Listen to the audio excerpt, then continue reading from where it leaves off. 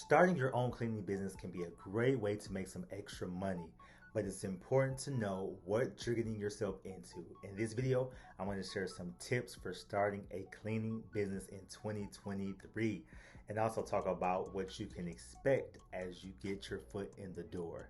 Don't miss out. I'm Corey, owner of Real Men Get It Done Cleaning Services. Let's get into it. Real Men Get It.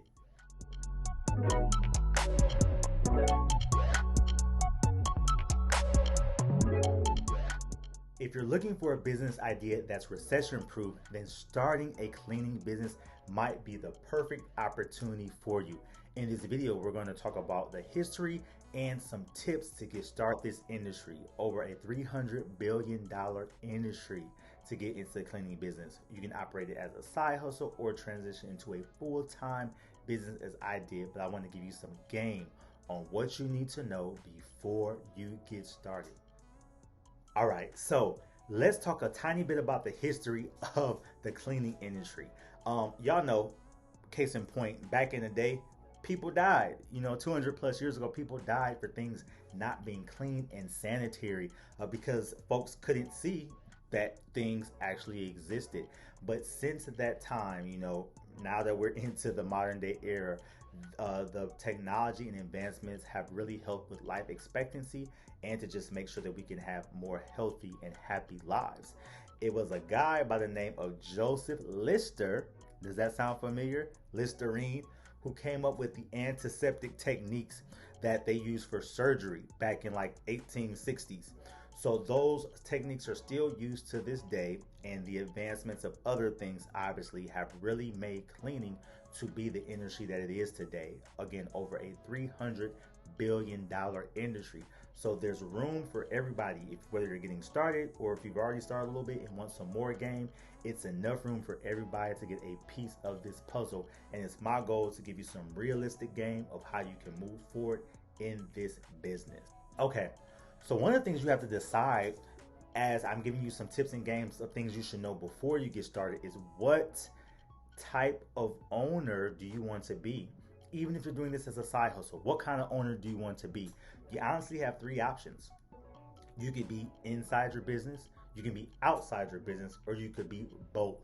What do I mean by that? A lot of people, when they're thinking about the cleaning business, always think that I have to take a brush and disinfectant and microfiber towels and actually do the cleaning myself. But you have the option of being an owner, of managing everything and have other people clean for you. I know it sounds like it's crazy, but believe me, I'm doing it right now. You can have other people clean for you without any experience yourself.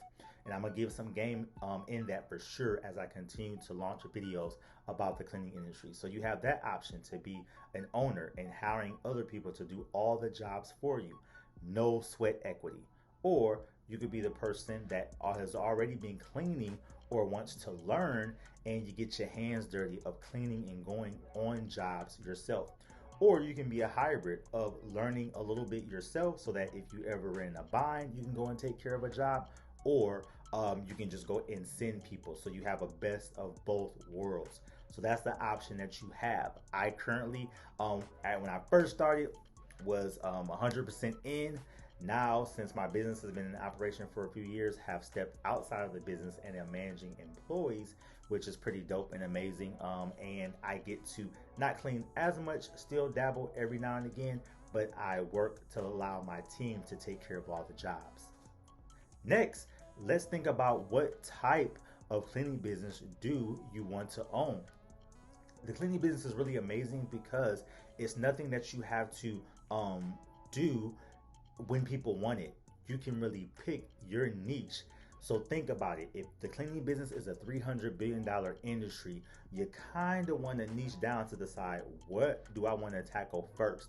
It could be you have a lot of apartments in your area. It could be full-size homes.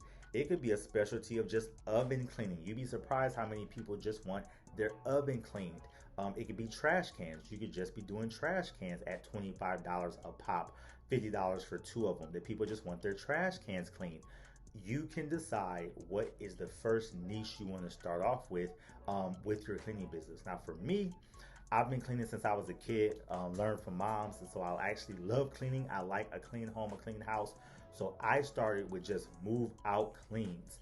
That allowed complete flexibility because I have a full 9 to 5 job. It allowed me to book jobs in the evening. So my niche when I first started was just doing move out clean, so I could really schedule that with customers who had that flexibility to let me into the homes or apartments in the evening. So yeah. Another thing before you get started is making sure that you are always thinking about the customer and having a customer service mindset. Y'all know everybody has been to McDonald's, and I don't mean to throw them under the bus, but the fact of the matter is a McDonald's versus a Chick-fil-A, right? At McDonald's, sometimes you may get good service, sometimes you may not, but most times, in my experience, I will always experience people at the McDonald's drive-through that seem like they do not want to be there. They don't enjoy their jobs. Versus a Chick-fil-A, you get a, have a blessed day. The customer service is top notch. So you have to think about that in terms of your cleaning business. You want to make sure you're always thinking about the customer and having a positive attitude to always treat them and do them right. And a lot of times your customers will start helping you build some momentum and get that word of mouth going before you have to put any marketing dollars into anything to help this start off as a side hustle that could transition into a fully fledged business after you're up and running. Okay, I mentioned you can be in, out, or do both, but I still think it's important, and I'm going to drop some game that we have to make sure that you are researching different ways to clean, how to clean. So even if you're not in the business, you're still watching videos like mine. Of course, I have tons of cleaning videos on my channel. You're watching other creators to see how a job is supposed to be done, so you still can critique the people that you may have working for you, or if you're trying to learn yourself, or you may come into a crunch where you need to clean yourself, you're good to go. The biggest thing for the customer is just paying attention to details. So videos, videos, videos, and just experience. Cleaning your own home, going to clean a relative's home, a friend's home. All that is experience that will help you be able to tackle any job that's before you. And last but not least, what kind of money can you be thinking about making with the cleaning industry? I'm going to give you a realistic representation of the money. When I started with the deep cleans in my area, and I'm in Louisiana, not as in a bigger city. Some of the bigger cities you can charge more, but I was easily for a 1,500 to 2,000 square foot home was getting anywhere from $400 to $500 for that home. And it may take me 4 to 6 hours depending on how dirty it was for a move in or move out clean, but that's a lot when you think about per hour of how much it is in terms of doing a home. If you were to do it hourly on the very low end, this is being very realistic, you could easily charge anywhere from $30 to $50 per hour. I particularly don't like the per hour rate. I like to charge for my move out cleans per square footage. But how many jobs as a side hustle do you know where you can make $30 an hour, $50 an hour, $400 to $500 for 5 or 6 hours of work?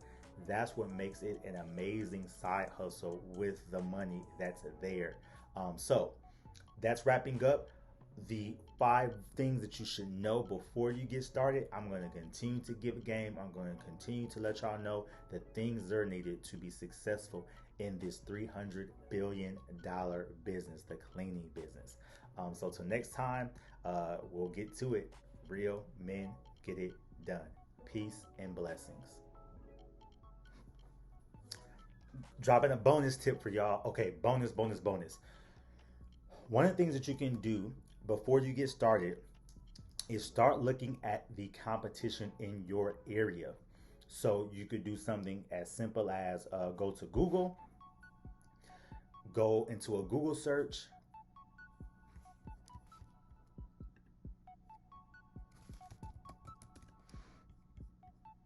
for example, and type in cleaners near me, and see who all are the cleaners in your area, and you could send them a message via a text or even it's an email to ask about some of their prices. Now, I always encourage people, if you don't want to give away your exact address, look up something on Zillow. Find a Zillow home that's in your area and send it out, and say, hey, I just want my oven clean. Do you do that service? How much do you charge? That lets you know what that going rate is for an oven. If you wanted maybe your trash cans to be clean, the big ones that come, those big ones that are out on the curb, you could even call up your local maybe trash company, or there are people who may do it in your area to say, how much is it just to clean those trash cans? Refrigerators are another gem. You could call up folks and say, how much is it just to clean a refrigerator? And that will give you your starting rate to see what you could do to be successful. And then if you are first starting out, you always want to hit that price right below what others are charging. If you're new to the game and people are charging $50 for a oven, you want to come in maybe at $35 just to help beat that competition and get your foot in the door. So again, hope you love that bonus tip. Let's keep leveling up and winning to make this a side hustle, a full-time gig, and let's just get to the money. All right, so next time, real men get it done.